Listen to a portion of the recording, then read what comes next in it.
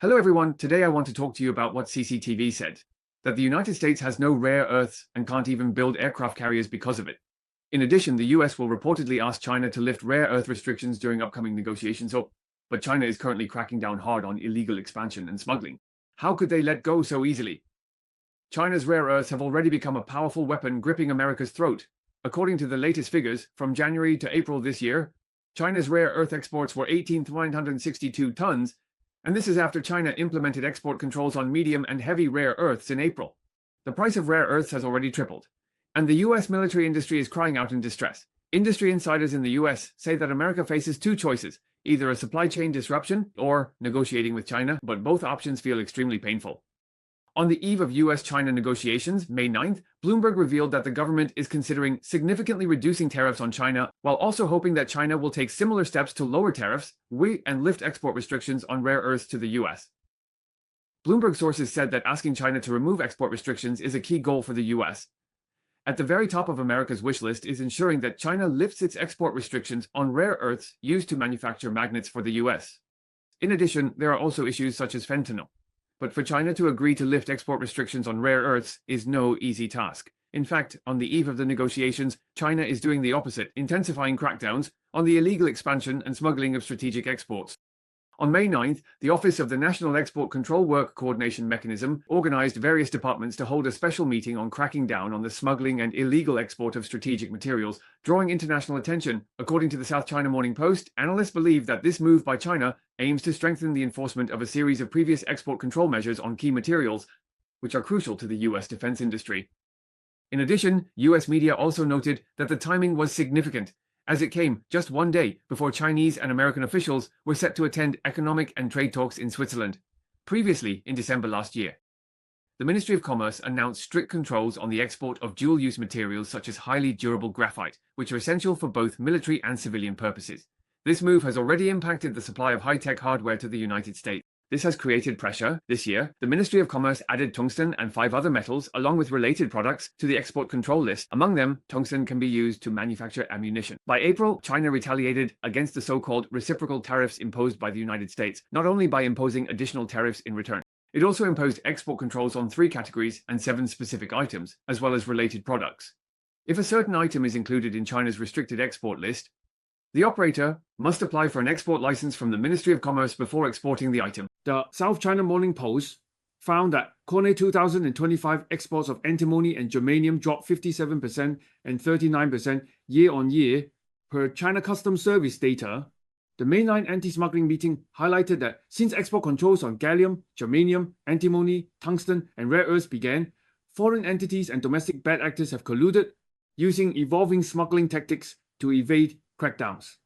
The Ministry of Commerce stated that in order to prevent the illegal outflow of strategic materials, curb the momentum of smuggling, and effectively safeguard national security, it is necessary to promote compliant trade and ensure the stability of the industrial and supply chains. Cracking down on the smuggling and export of strategic materials has become an urgent and important task at present. The Ministry of Commerce reiterated at the meeting that special emphasis should be placed on combating typical evasion methods such as smuggling of hazardous materials and re-export through third parties. In order to focus on the crackdown against the smuggling and export of strategic materials, the Wall Street Journal noted on May 9th that the timing of China's announcement to crack down on the smuggling of critical minerals coincided precisely with the day before China and the United States were scheduled to hold economic and trade talks in Switzerland.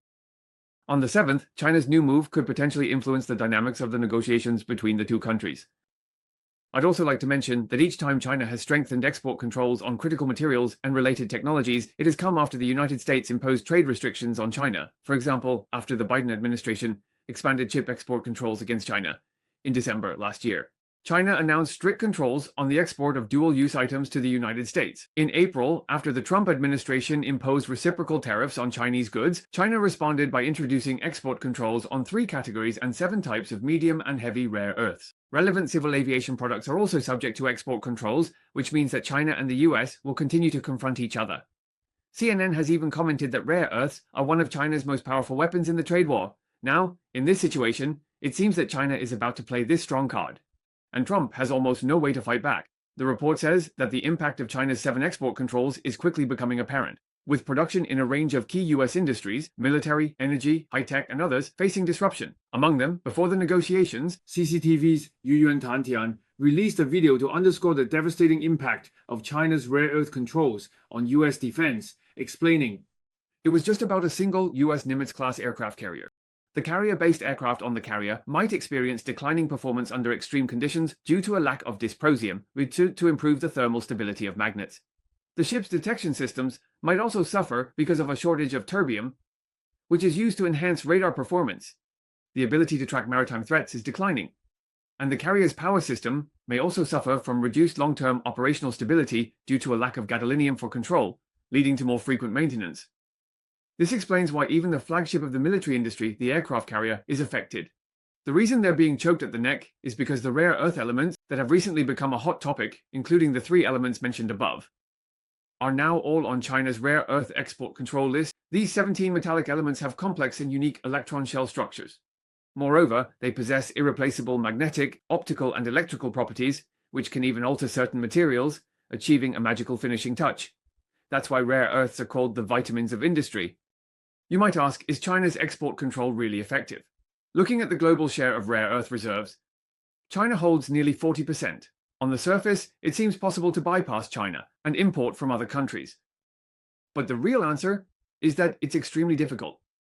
Although rare earth elements are actually more abundant in the Earth's crust than some common metals, and aren't truly rare, their rarity doesn't lie in the reserves, but in the methods of extraction and refining.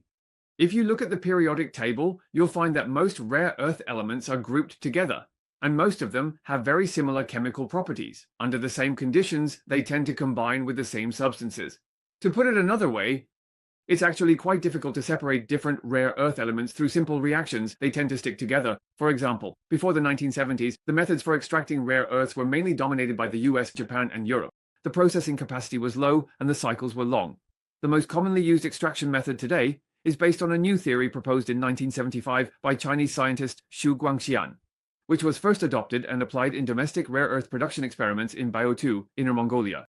The Bayan-Obo mining area alone accounts for 13.7% of China's proven rare earth reserves and about 1/3 of the world's total proven rare earth reserves, ranking first globally. This rare earth industry has been empowered by this separation theory.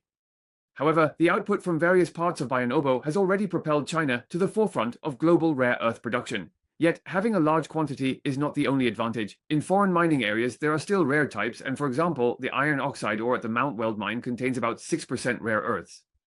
What does that mean? It means that colleagues working with tantalum and niobium can conveniently extract rare earths at the same time, refining one and getting one free, which clearly lowers the cost significantly. Developing foreign mining areas was suitable for China's period of industrialization. A large amount of niobium was needed as a byproduct, and rare earths were also refined in large quantities at the same time. This even fueled a global trend spreading from China to the world. By the year 2000, China's rare earth output had already reached 87.4% of the world's total. So what does this mean? This monopolistic share created a huge cost advantage, making it very difficult for other players to enter the rare earth refining and separation game. For example, in 2002, the year after China joined the WTO, the largest rare earth mine in the United States, the Mountain Pass mine, was shut down.